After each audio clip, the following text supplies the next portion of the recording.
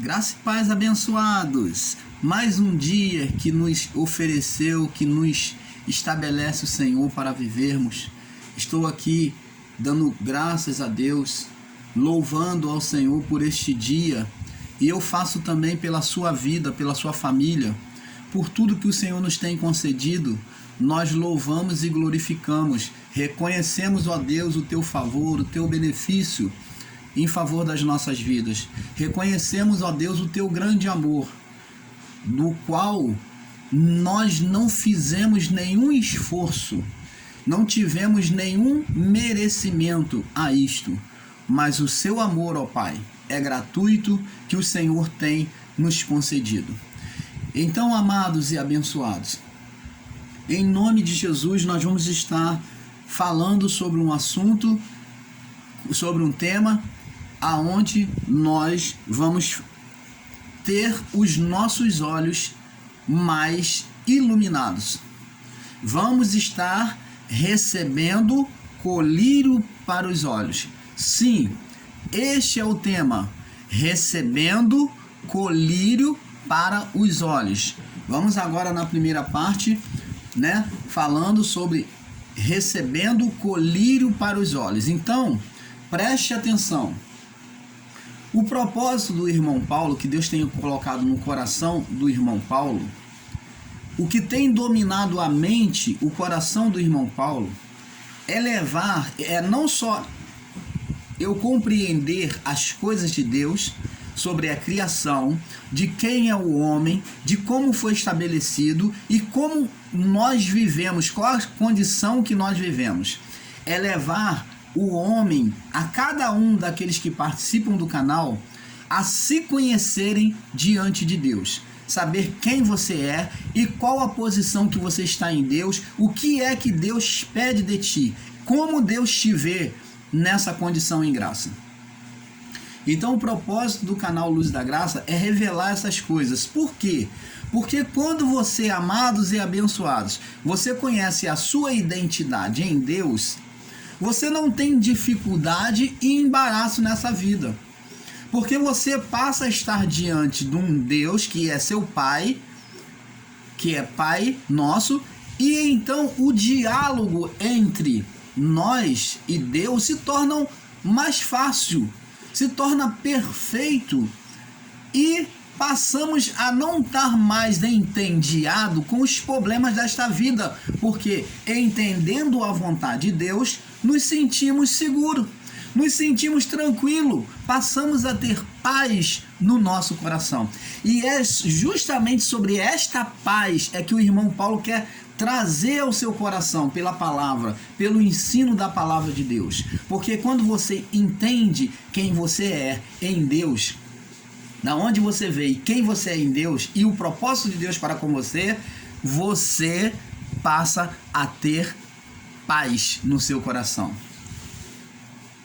Por isso que Jesus disse: eis que vos dou a minha paz, não vou lá dou como o mundo a dá.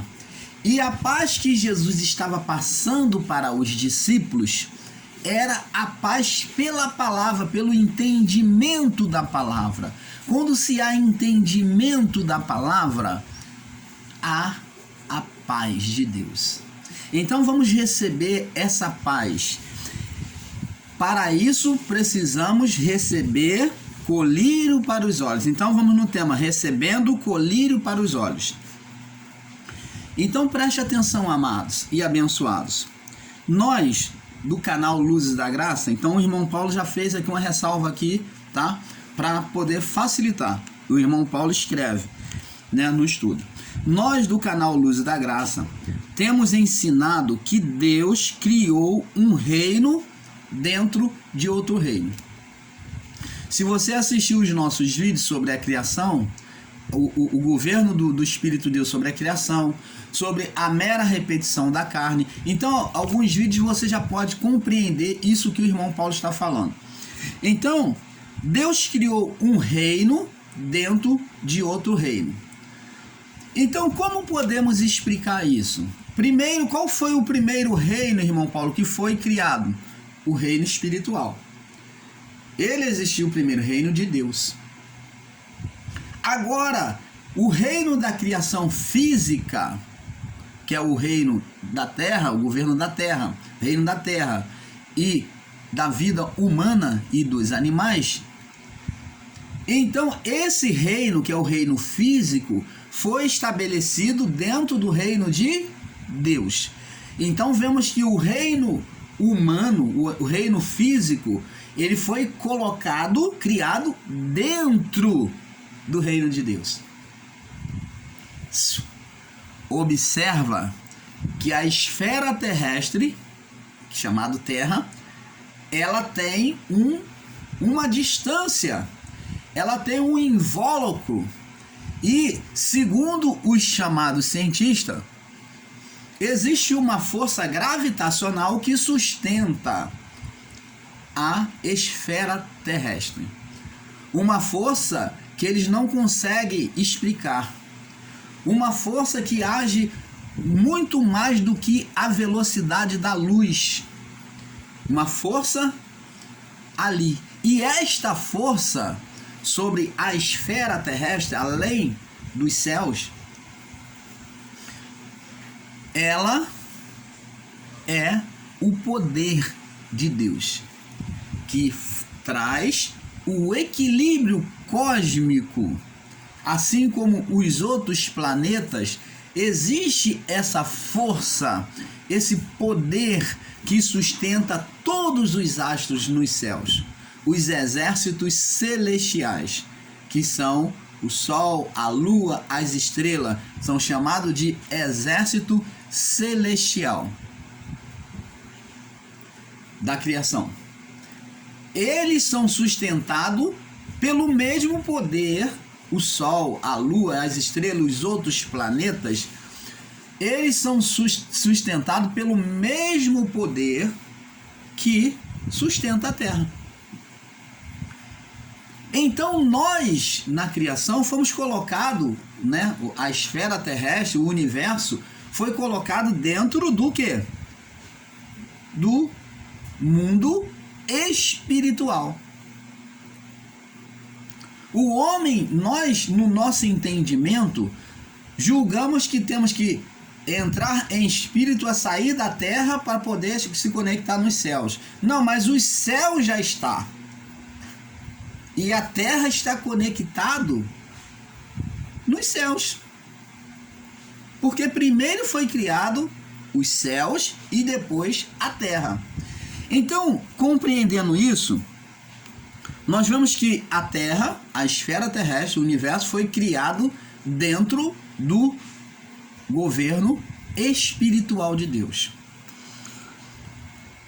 Temos ensinado também que Deus, ele é espírito. Isso, porque o governo de Deus não é físico. Não existe nada físico no reino de Deus. São corpos celestiais, tudo é espiritual. E a manifestação de Deus é espiritual.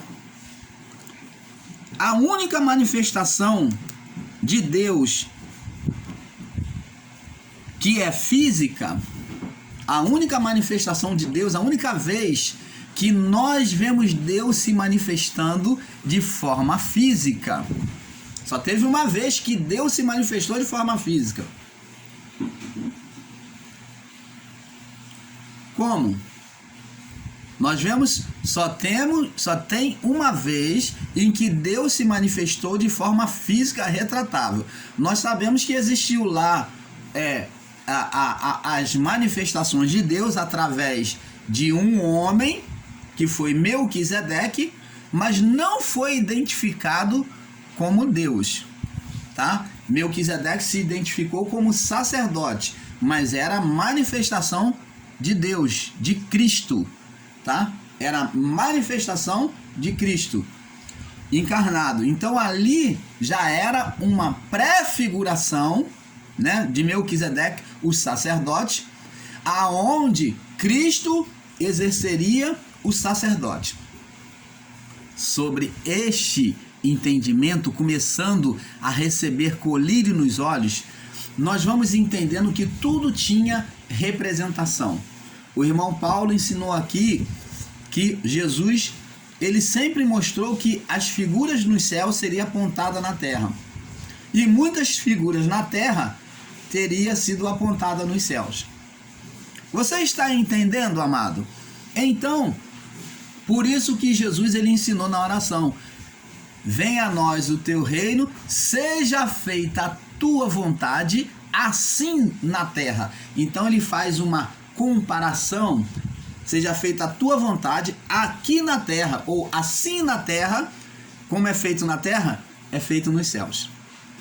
Então a terra está paralela, está interligada, está refletida sobre o que havia nos céus.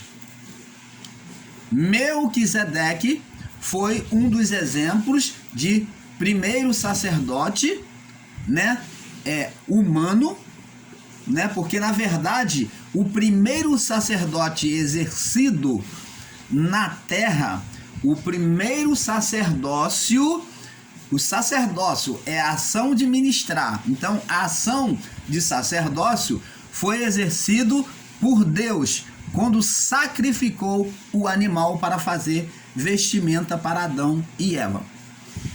Então vemos que Deus, o Pai, ele sacrifica, mostrando a imagem do seu Filho. Então vemos aqui figuras representativas onde Deus toma o sacerdócio. Depois então aparece Melquisedeque, que não tinha linhagem, não tinha pai, não tinha mãe, não tinha genealogia. Quem era este homem? Era a imagem do Cristo. Era a imagem do Cristo exercendo sacerdotes. Lá no início da criação, essa imagem já estava sendo projetada do sacerdócio de Cristo na terra. Você está entendendo, amado? É imagem sobre imagem. Um governo dentro do outro. Um mundo dentro do outro. Então, se você tem um mundo dentro do outro, você vai ter imagem refletida. Então, por isso, a imagem de Melquisedeque como sacerdócio, representando o sacerdócio de Cristo sobre a criação. E então, houve isso.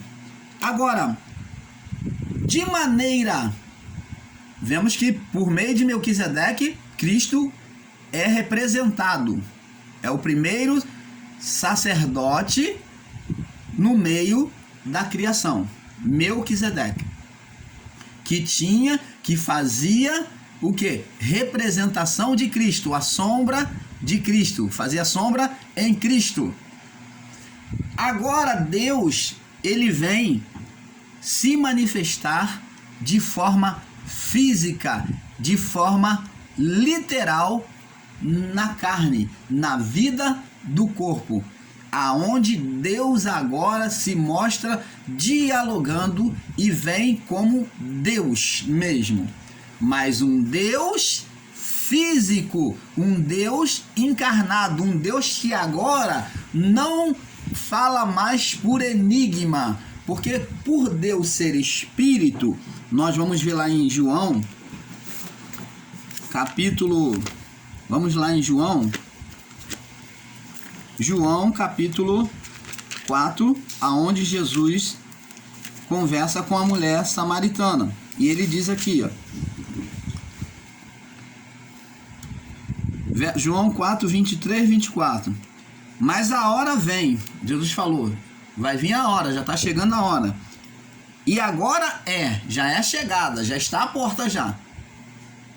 Em que os verdadeiros adoradores adorarão o Pai em espírito. Então entenda, amados e abençoados, a comunicação, a manifestação de Deus para com o homem, tanto nos céus quanto na terra, é espiritual.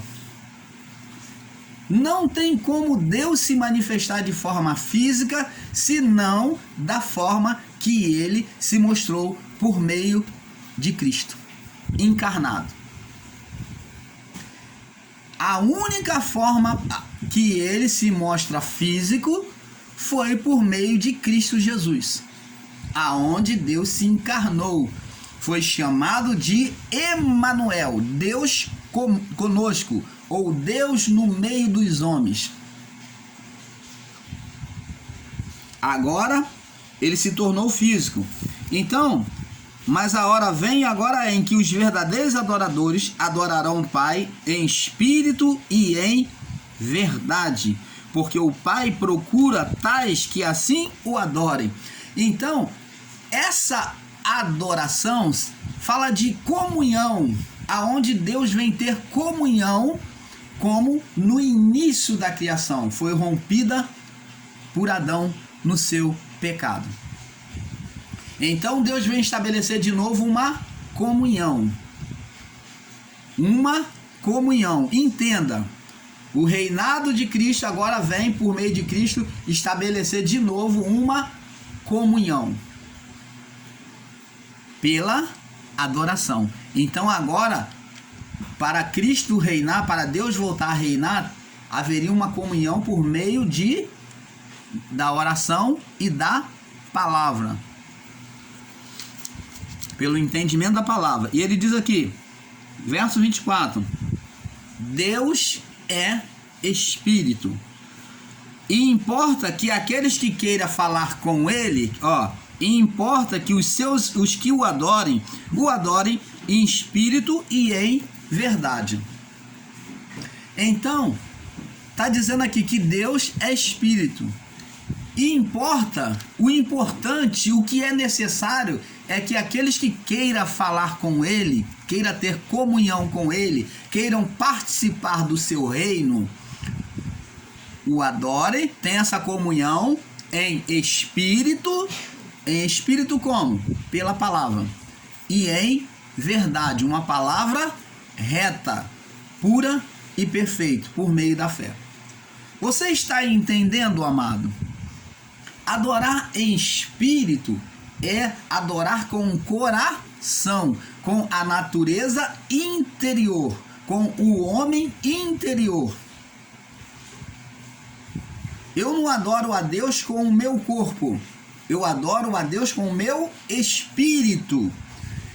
Como que então eu adoro a Deus com o meu espírito? Para eu então adorar a Deus com o meu espírito, estando preso nesse corpo, é me voltando para a palavra do Pai, crendo na palavra do Pai.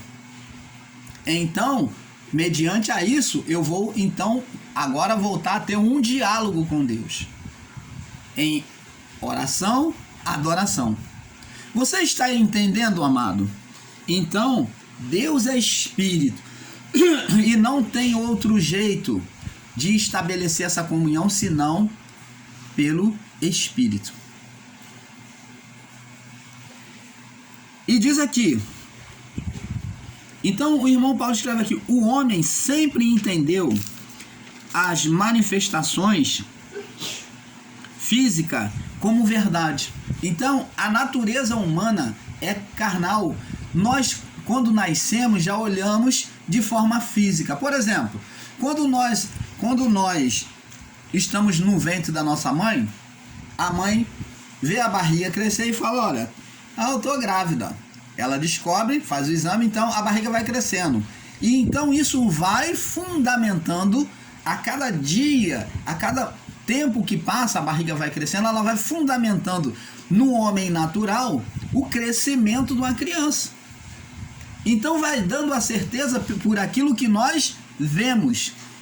O físico, o homem natural, ele olha a aparência dos olhos. Então quando nasce a criança, a primeira coisa que se diz aqui, nasceu, a primeira palavra que se diz quando sai do ventre da mãe, diz nasceu, é um menino, é uma menina. Mas seria isto verdade? O nascimento se deu a partir dali? Não. Nós já existimos antes em Deus. Ali só nasceu a vida no corpo. Mas quem é que traz a vida no corpo? A vida espiritual, o espírito. Se o espírito for retirado daquele corpo, daquele bebezinho, ele não estaria vivo. Ele sairia morto. Eu não vou dizer nascer morto, porque se nasce, não é morto. Então, ele sairia do ventre da mãe morto. Mas com a vida no corpo, ele tem vida. Aonde ele dá os primeiros choros. Você está entendendo, amado? Então, a vida de Deus é a vida espiritual. É isso que conta para Deus. Deus, quando nos olha, ele olha com o olhar de quem nós somos, da onde nós viemos. Por isso, nós vamos ver aqui, Jesus ele falou assim, então o homem sempre entendeu as manifestações físicas como verdade absoluta, quando na verdade Jesus ensinou que nem só de pão viverá o homem. Vamos lá em Mateus capítulo 4, ele disse isso para o adversário, né?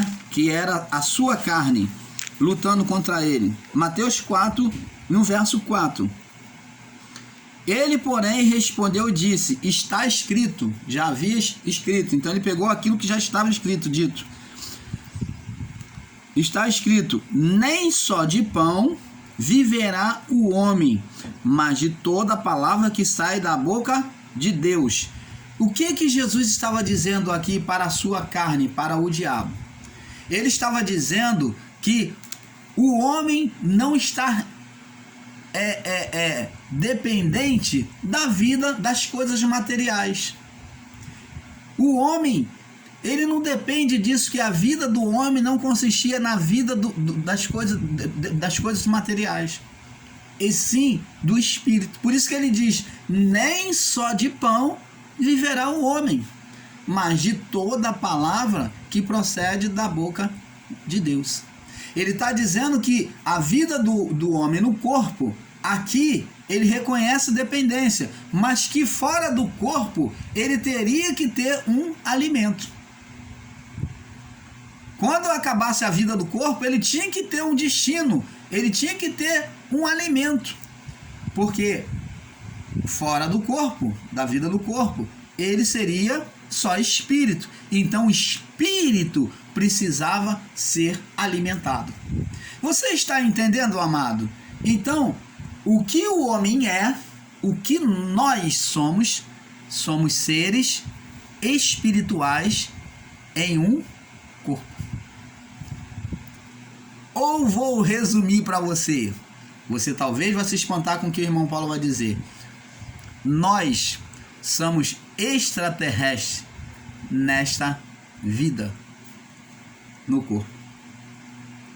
Porque nós não somos daqui.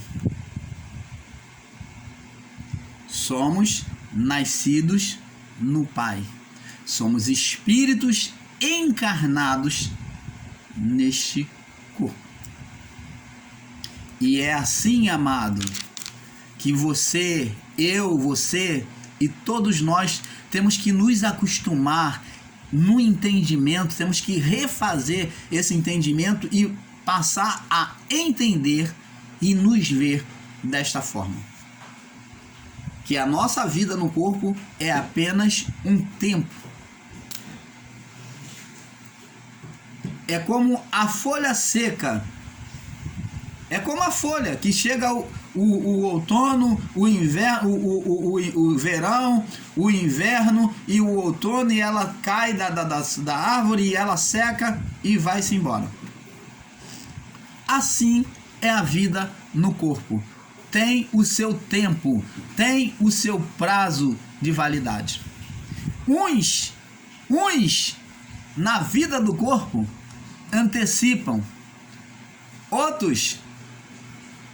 uns aceleram o tempo da vida do corpo, uns antecipam, e outros com o cuidado do corpo, com o cuidado na vida do corpo, vivem o tempo um pouco mais. Na vida do corpo você pode acelerar, Se o homem desejar o suicídio, ele vai estar acelerando a vida do corpo. O tempo de vida. Ele vai estar diminuindo o tempo de vida no corpo. E não depende de Deus, como muitos ensinadores aí estão ensinando. Não depende de Deus. Isso é decisão do homem. Foi vontade de Deus Caim matar Abel? Não. Tanto que Deus advertiu Caim, sabendo o que estava no coração dele. Deus falou: olha, eis que o pecado jaz à porta, mas cabe você dominar. E em outras palavras, Deus falou: olha, eu sei o que você tem aí no seu coração, o que você pretende, ó, você pode evitar isso, só depende de você. Mas Caim não quis ouvir a voz de Deus. Então Deus deu livre-arbítrio para Caim fazer ou não, tirar a vida do seu irmão ou não. Aí vem pessoas ensinando, dizendo que é Deus, que determinou, que Deus queria, que foi vontade de Deus. Não. Deus, quando criou todas as coisas, torna a explicar, para ver se entra dentro da cabeça de muita gente cabeçuda, gente cabeça dura que não entende. Deus, quando criou todas as coisas, ele contemplou e viu que era bom. Se ele viu e fez perfeito, por que então ele vai estar toda hora mexendo? Não, daqui eu tenho que tirar daqui e vou botar para cá, porque não tá dando certo. Não, peraí, esse daqui, o Paulo aqui, ele não tá dando certo aqui, eu vou tirar ele daqui e vou botar para cá. Não, vamos mover o outro. Não, porque o outro orou, ele me pediu, então vou tirar, vou fazer tudo de novo, vou desmanchar tudo. Não é bagunça, meu irmão.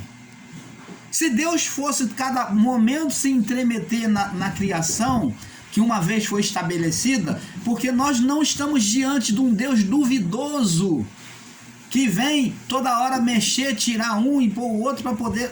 Não.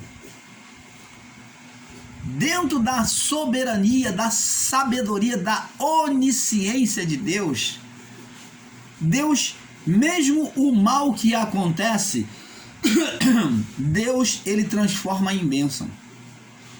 Mas não que seja a vontade de Deus o mal que aconteceu. Não que seja. Deus, quando o homem pecou, ele já não tinha uma provisão para o homem lá? Ele já não tinha uma solução?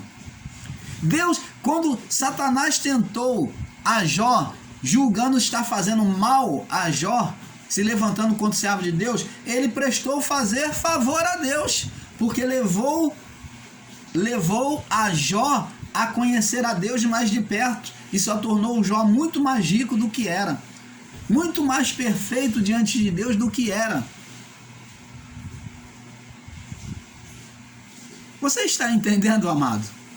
Então o mal que nós vemos como mal, para Deus é bom. Ele vai levar alguém à instrução, ele vai levar alguém à perfeição da fé. Então Deus, ele não se preocupa, ele tem tudo sob o seu controle. Isto sim é soberania, aonde Deus não tem medo dos acontecimentos, ele não fica palpando a criação toda hora, tirando de um lugar e botando no outro. Não, eu que vou tirar a vida do fulano, vamos botar o outro lá para matar e tirar a vida do fulano. Hã? Não. Deus estabeleceu de forma segura. As obras de Deus são fundamentadas em Cristo. Tem fundamento, e fundamento é estar firme. Se você prega que Deus é que mata, que tira, que bota, então você está dizendo que Deus é oscilante. Que Deus oscila, ele não é seguro. Mas a obra, quando foi criada, foi estabelecida de forma segura, porque a palavra diz lá no livro de Provérbios que foi estabelecido o fundamento em Cristo. Tudo foi estabelecido nele. E o apóstolo Paulo também afirma isso. Tudo foi estabelecido nele, para ele, por ele são todas as coisas. Não há erros da parte de Deus. Ainda que nós, com os olhos naturais, vemos como um mal, vemos como injustiça da parte de Deus. E Paulo até pergunta: diremos, pois, a injustiça da parte de Deus? De forma alguma.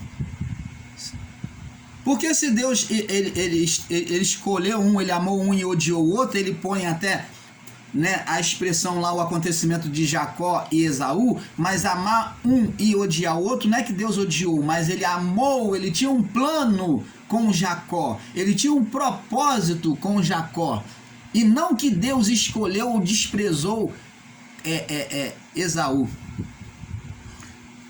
com o entendimento errôneo de alguns que diz que Deus faz acepção de pessoas. Deus nunca escolheu, usando esse termo para falar sobre eleito e não eleito, totalmente fora do contexto. Não se pode usar esse texto para falar de eleito e não eleito, porque aqui está dizendo sobre a soberania de Deus, em que Deus em Jacó tinha um propósito. Propósito de Deus é uma coisa. Propósito é uma coisa, são pessoas específicas que existiram no início da criação para o trabalho, para chegarem ao propósito de Deus. Se é propósito, Deus vai ali trabalhar aquela pessoa, ele vai resgatar da morte, mesmo que seja lá no fundinho da morte, mas ele tira, ele dá vida, para tornar aquela pessoa um pregador da palavra, para trazer por meio dela iluminação a muitas vidas. Isso é propósito, é específico, não é radicalizado com todas as pessoas. Isso é propósito. E quando fala de Jacó e Esaú, Jacó era o propósito de Deus. E Esaú não, por isso que ele diz que odiou, o termo odiou, que está errado. Ali a palavra, o termo odiou, ela na sua expressão de raiz é amar menos, porque Deus não odeia ninguém, porque Deus é puro amor. Onde que um Deus que faz a criação, ele vai fazer acepção e ele vai amar um e odiar o outro? Se ele amou o mundo, se a palavra foi colocada mundo de tal maneira, uma maneira incomparável, indescritível, você vai ensinar que Deus odiou a Esaú. Que é isso, meu? Isso é uma falsa interpretação das Escrituras. Deus não odeia ninguém. A palavra odiar ali era amar menos. Era dizer que com Jacó ele tinha um propósito e com Esaú não, porque o propósito era tornar Jacó dos lombos de Jacó, uma nação, que é o povo de Israel. Por isso que Jacó passou a se chamar Israel. Você está entendendo, amado? Então, em Jacó, Deus tinha um propósito. Deus iria formar uma história. E em Esaú, não. Mentes iluminadas, recebendo colírio para os olhos. Você está entendendo, amado? Então, abençoados, Jesus ele falou, nem só de pão viverá o homem, mas de toda a palavra que procede da boca de Deus. E Jesus, quando falou isso, ele já tinha registrado lá em Deuteronômio, vamos ver aqui, em Deuteronômio no capítulo 8, verso 3. Deuteronômio, capítulo 8, no verso 3. Jesus já tinha registrado isso no livro de Deuteronômio. No verso 3, diz assim: Ele te humilhou, olha, falando do povo de Israel no deserto. Ele te humilhou e te deixou ter fome. Quem é que chegou no final do seu suprimento no deserto? Que chegou já a ter fome, começou a faltar as coisas, o alimento acabou deles. É isso que está dizendo aqui. Ele te humilhou e te deixou ter fome. Ora, e te sustentou com maná. Ora, está contraditório. Se ele humilhou e deixou ter fome, agora está dizendo que ele sustentou com maná. Mas o que está dizendo aqui? É que Deus deixou o povo chegar ao final de todos os seus recursos, deixou acabar a sua provisão, para que então ele viesse se manifestar ao povo. Ele te humilhou e te deixou ter fome, e te sustentou com o maná. Então ele deixou chegar a esse ponto para se mostrar para o povo, para ser agora o supridor, para o povo não estar estribado na sua própria capacidade, mas agora o povo ser dependente do Senhor. Deus queria mostrar o seu amor para com o povo, o seu cuidado, e ainda pregam um Deus ditador, um Deus que sentencia a pessoa à morte. Você está entendendo, amado? Isso aqui, desde lá de antigamente, lá no deserto, o amor já está sendo expressado aqui, Deus querendo mostrar o cuidado dele ao povo. E te sustentou com o maná que tu não conheceste. Você não conhecia a provisão de Deus, o pão de Deus. Nem os teus pais o conheceram, para te dar a entender que o homem não viverá só dos recursos humanos, do pão, das coisas materiais desta vida. Que o homem não viverá só de pão, mas de tudo que sai da boca do Senhor viverá o homem. Foi esse verso que Jesus citou para a natureza da sua própria carne, a natureza adâmica. Nem só de pão viverá o homem. Eu estou sendo alimentado pelo Espírito, Jesus estava falando, mas de toda a palavra que procede da boca de Deus. Você está entendendo, amado? Olha, luz mais perfeita do que essa, olha, se você diante desse colírio não está abrindo o seu entendimento, seus olhos espirituais, você está com um grave problema de vista, de visão. E como Jesus disse, são os olhos a lâmpada do corpo, olhos espirituais. Se o teu olho for bom, todo o teu corpo será luminoso, terá luz. Porém, se os teus olhos forem maus, todo o teu corpo andará em trevas. Então, se você tem um olho mau, não adianta colírio, porque a natureza do seu olho é má. Vamos prosseguir. Por isso é que nós muitas das vezes não conseguimos enxergar as coisas de Deus, porque olhamos de forma natural. Vamos lá em Romanos, capítulo 8, no verso 5. Romanos 8:5, para nós passarmos para o próximo vídeo. 8:5. Vamos aqui, ainda tem mais duas referências. 8:5 diz assim: porque os que são segundo a carne, olho natural, que olham com o olhar natural, os que são segundo a carne, que olham com os olhos da carne, eles inclinam, eles entendem as coisas da carne. Mas os que são segundo o Espírito, para as coisas do Espírito. Porque a inclinação da carne é a morte, gera a morte.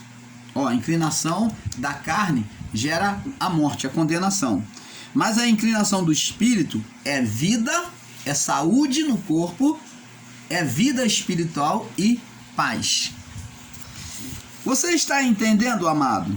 Vamos agora em 2 Coríntios 2, 2 Coríntios 2,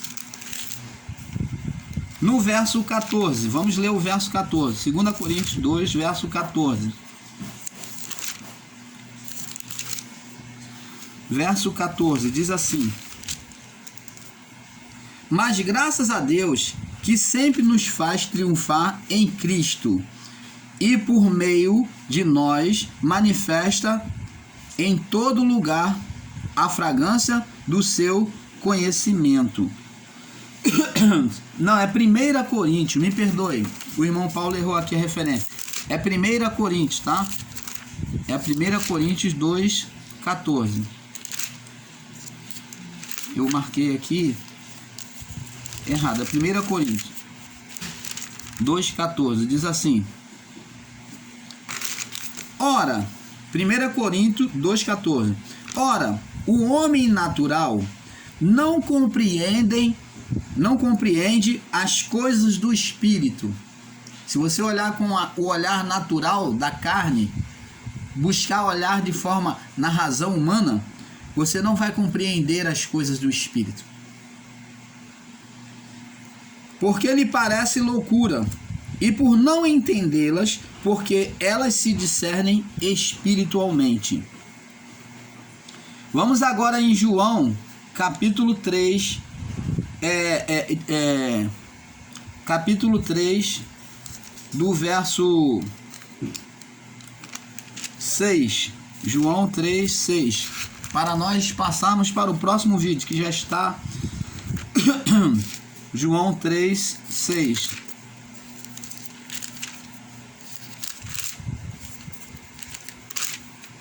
Diz assim. 3, verso 6. Diz aqui: o que é nascido da carne é carne.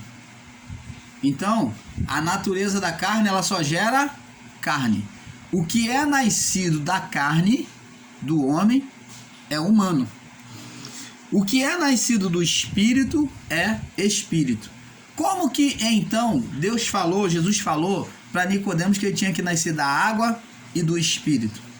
Nascer do espírito é nascer do entendimento sobre a palavra de Deus. É entender a palavra de Deus. É mergulhar, é estar mergulhado. O nascimento, amados e abençoados, para ter o nascimento, preste atenção, numa forma natural, o bebê, né, aquele embrião que se torna um bebê, né, que está em gestação ali, uma vida em gestação, ela fica mergulhada, imersa sobre as águas. Então, até a vida natural do corpo expressa aquilo que existe nos céus, o plano celestial.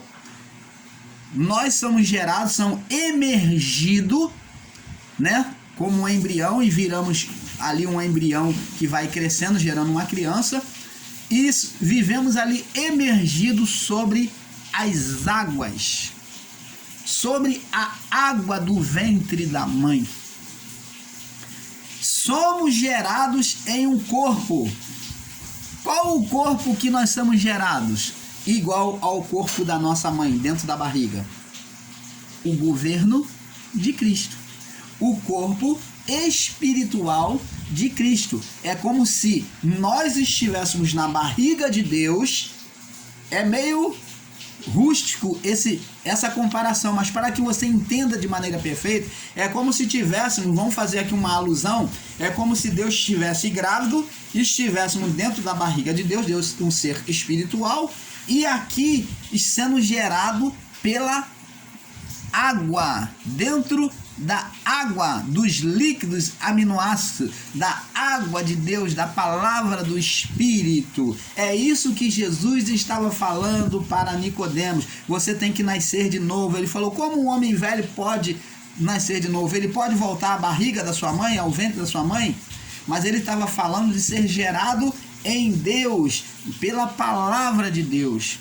Até o curso natural da vida do homem expressa o que está acontecendo, o que está acontecendo. Estamos sendo gerados, um mundo dentro de outro mundo. Estamos no mundo de Deus, na barriga de Deus.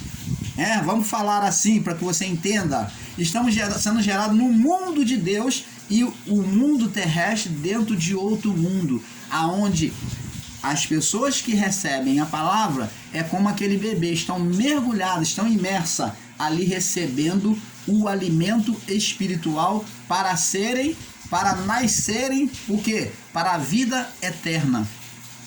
Lembra que Jesus usou a palavra, eu vim para que tenham vida e a tenham em abundância. Então ele está falando de o quê? De uma geração, de uma fecundação, e aonde vai haver uma geração, vai passar para outra vida, vai o quê? Vir a luz de Deus, para viver o quê? Diretamente no reino de Deus. Ali já está sendo gerado, é como se estivéssemos dentro do reino de Deus, é como o reino de Deus, que é espiritual. Estamos sendo gerados, estamos dentro da barriga, estamos recebendo os líquidos aminoácidos de Deus. Estamos submersos na água, que é a palavra. E então, ali, já vivendo o reino, sendo gerado, para ser perfeito, para nascer. Então, por isso que ele diz que tem que nascer de novo para Nicodemos. Nascer de novo, que é nascer o quê? Ser gerado aqui para nascer na outra vida. Você está entendendo, amado? Colírio para os olhos, receba do Pai. Ele nos tem concedido o seu amor. Isto é maravilhoso. Poder entender os propósitos do Pai. Então, amados, é esse entendimento é que nós temos que ter. Jesus falou, o que é nascido da carne é carne, e o que é nascido do espírito é espírito. Então ele usa essa comparação de gravidez, dizendo para Nicodemos, você tem que nascer de novo, para poder, e Nicodemos, como ele era um homem que era o ensinador na sinagoga,